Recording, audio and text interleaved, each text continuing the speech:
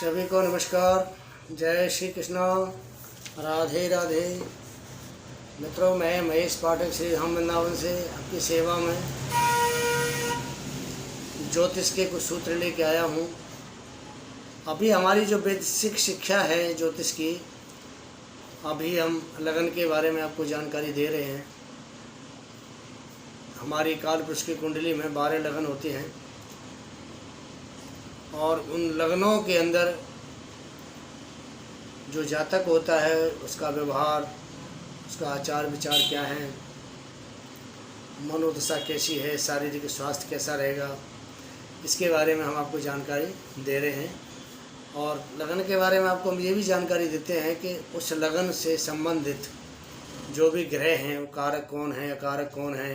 कारक हैं तो उसको क्या फ़ायदा पहुंचाएंगे, अकारक हैं तो उसको क्या नुकसान करेंगे, तो इसके बारे में भी आपको हम संपूर्ण जानकारी मुहैया करा रहे हैं। तो आज का जो हमारा विषय है वो है हमारा धनु लगन का। आज का विषय धनु लगन का। मित्रों, ये जो हमारा चैनल है इसका नाम है ज्योतिष सेवा आपके द्वार। यूट्यूब का एक बहुत चर्चित चैनल है।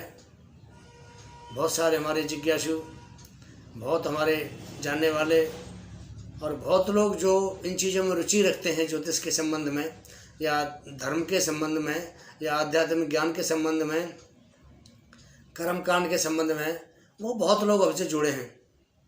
और जितने भी लोग जुड़े हैं, जिन्होंने हमारे इस चैनल को सब्सक्राइब किया है, उन सबको मेरा नमस्कार, राधे कृष्णा, राधे राधे। मैं सबका बहुत शुक्रिया अदा करता हूँ कि वो लोग हमारे चैनल से जुड़े और ऐसे लोगों के द्वारा ही हमें हौसला मिलता है, और ताकि जीवन में हम उनको और कुछ अच्छी अच्छी बातें बताएं, ताकि वो अपने ज़िंदगी को बड़े अच्छे तरीके से, अच्छे सलीके से संभाल सकें।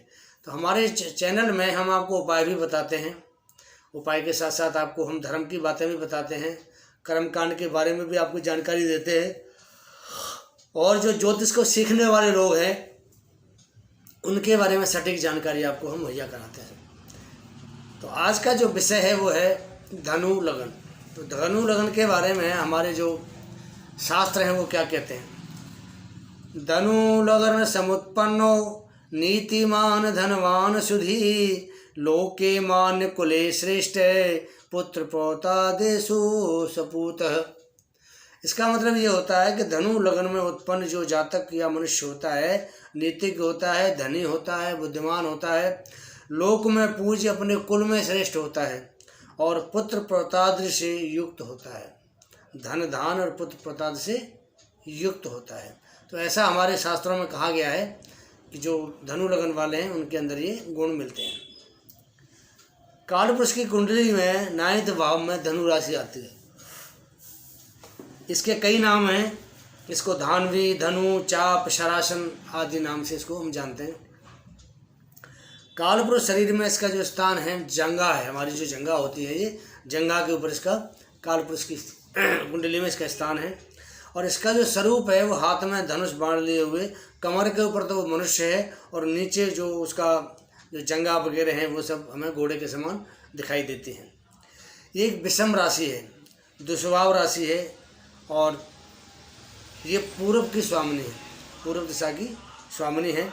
क्षत्रिय वर्ण है, इसका तत्व अग्नि है, क्रूर स्वभाव है। ये राशि जो है राष्ट्रीय बलि होती है।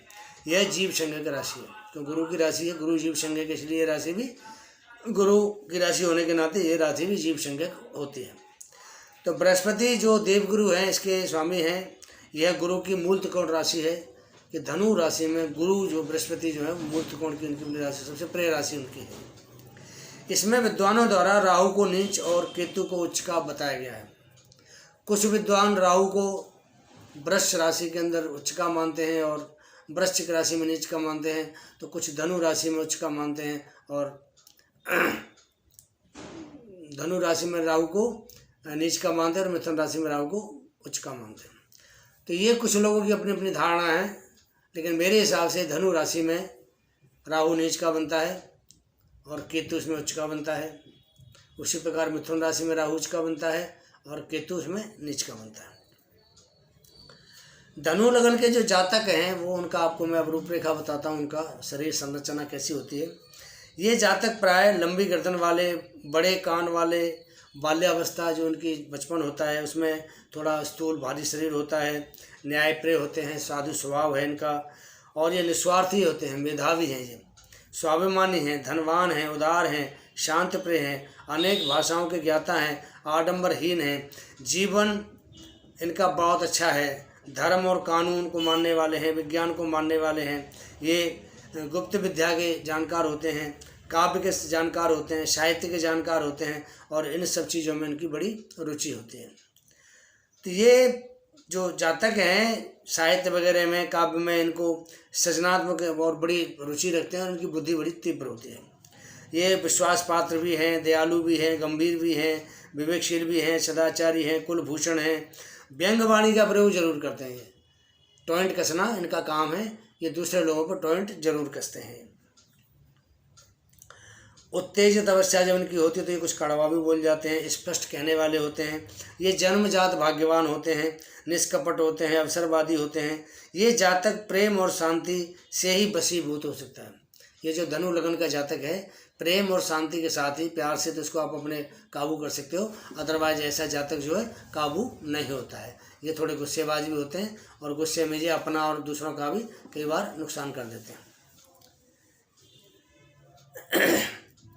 अगर लाभ और लग्नेश, अगर इसका लगन और लग्नेश जो है पाप पीड़ित हो या पाप प्रभाव में हो, जैसे पाप ग्रह की दृष्टि आ रही हो, तो ये दम्भी हो जाते हैं, आडंबरपूर्ण हो जाते हैं, भीरू और कठोर हो जाते हैं। इनका स्वभाव एकदम चेंज हो जाता है, विपरीत स्वभाव हो जाता है।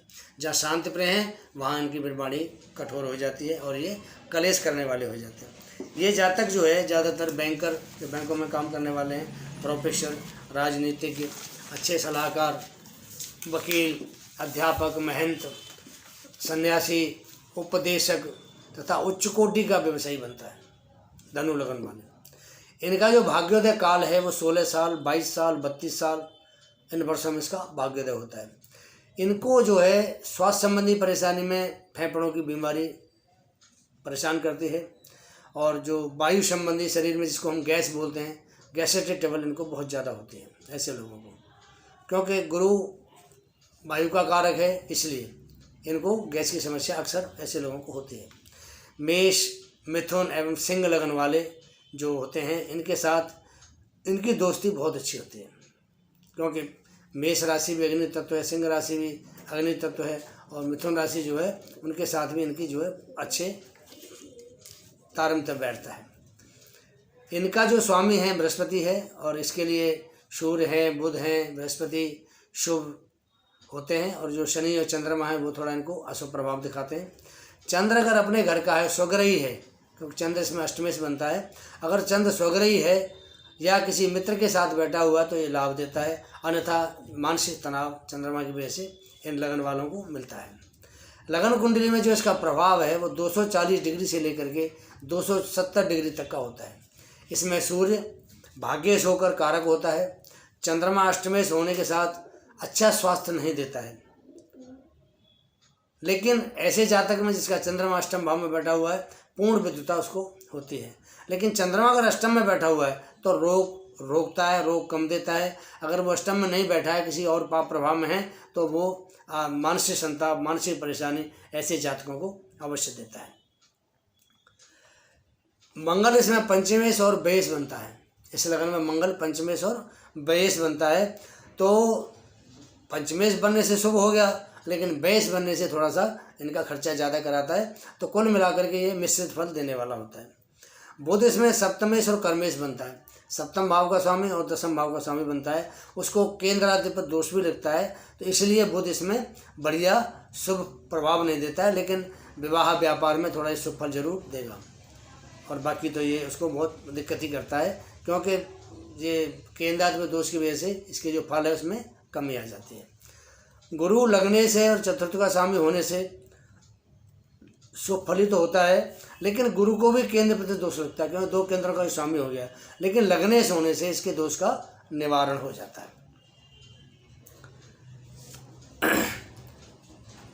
अगर जन्म कुंडली में कहीं गुरु अशुभ अवस्था में बैठा हुआ है, तो वो जब उसके गुरु की महादशा आती है तो महादशा में थोड़े कष्ट भी देगा और थोड़े से शुभ फल भी देगा इसको। शुक्र इसको 6th का और 11th का, 6वें भाव का और 11वें भाव का, रोग और आय भाव का स्वामी बनता है। अकारक है तो 6 से 6वां वो भी रोग भाव हो गया, वो भी कर्जे का, बीमारी का, शत्रु का भाव हो गया, तो वहाँ पर भी शुक्र इसको नुकसान देता है। इसलिए शुक्र को हम कहेंगे शुक्र इस लगन के लिए बिल्कुल एकदम अकारक और अशुभ फल देने वाला ग्रह है। धनेश बनता है शनीश में और तृतीयेश भी बनता है, दूसरे तीसरे भाव का स्वामी बनता है, लेकिन मिश्रित फल ही देगा वो। अगर शनि पहले भाव में, तीसरे भाव में, 5वें, 7वें, 8वें, 9वें, 10वें, 12वें भाव में हो तो शुभ फल देगा, और बाकी अगर अन्य भाव में कहीं बैठा हुआ तो उसको अच्छा फल नहीं देता है। राहु इसमें दूसरे, तीसरे, 5वें, 6वें, 8वें और 10वें, 11वें भाव में, 9वें भाव में शुभ फल देगा। बाकी अगर किसी और भाव में बैठा हुआ इनके अलावा तो उसको ऐसे लगन में नुकसान ही करता है। पर ऐसा है कि राहु के लिए कि अशुभ दृष्टि है, लेकिन राहु के ऊपर किसी शुभ ग्रह का प्रभाव हो गया या किसी शुभ भाव में बैठा हुआ है तो जो फल है उसमें उसका थोड़ा परिवर्तन भी हो जाता है, तो फल उसके ठीक हो जाते हैं। इसी प्रकार केतु भी इसमें दूसरा, तीसरा, चौथा, 5वां, 6वां, 7वां, 8वां, 11वां, 12वां भाव में शुभ फल देगा, और अन्य भावों में केतु भी अशुभ फल देता है। गुरु का जो शुभ रत्न है वो पुखराज होता है, सबसे प्यारा रत्न है इसका, और इसका जो एटीट्यूड है पुखराज का वो सुनहला, जिसको हम इंग्लिश में टोपाज कहते हैं, टोपाज है, तो इसको हम अंग्रेजी में येलो सैफियर भी कहते हैं।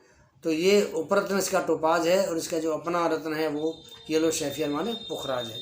मूंगा भी इसमें पहन सकते हैं, माणिक भी धारण कर सकते हैं, मोती भी पहन सकते हैं, कोई दिक्कत वाली बात नहीं है। ठीक है, तो ये आज इस धनु लगन का हमने थोड़ा सा आपके लिए विवेचन किया है।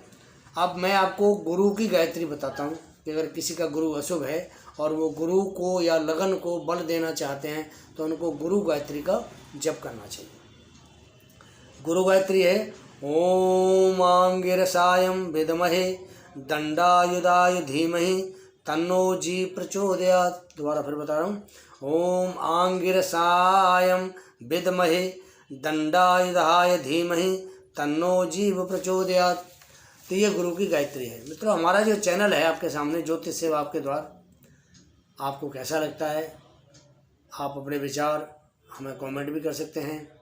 आप हमारा व्हाट्सएप ज्वाइन करके हमें व्हाट्सएप पे भी आप उसका जवाब दे सकते हैं। और सबसे बड़ी बात है, अगर आप हमारा चैनल देखते हैं तो आप इसे सब्सक्राइब जरूर करें। सब्सक्राइब करने से हम जो भी चैनल डालेंगे वीडियो पे, जो भी वीडियो हमारा यूट्यूब पे जाएगा, सबसे पहले वो आपको मिलेगा। जो नई जानकारी हम आपको देंगे वो सबसे पहले आपको मिलेगी। इसलिए हमारे इस प्रोग्राम को अब सब्सक्राइब करें, देखें, लाइक करें, और कमेंट में हम अपने सुझाव आप अवश्य दें। हमारा फ़ोन नंबर भी नीचे दिया हुआ है। आपने हमसे कोई बात करनी चाहते हैं तो आप हमारा सीधा फ़ोन मिलाइए, समय लेकर के आप हमसे बात करें, आपकी हर बात को जवाब दिया जाएगा। और आपके अगर कोई भी समस्या है, किसी भी तरीके की, कोई जन्म कुंडली की समस्या है, पितृ दोष की समस्या है, या और भी कोई आपको परेशानियाँ हैं, मांगलिक दोष की समस्या है, कालसर्प दोष की समस्या है, आपकी हर समस्या का समाधान यथोचित किया जाएगा। और आप हमें लाइक करें, कमेंट करें, और हमारे इस प्रोग्राम को सब्सक्राइब आप जरूर करें।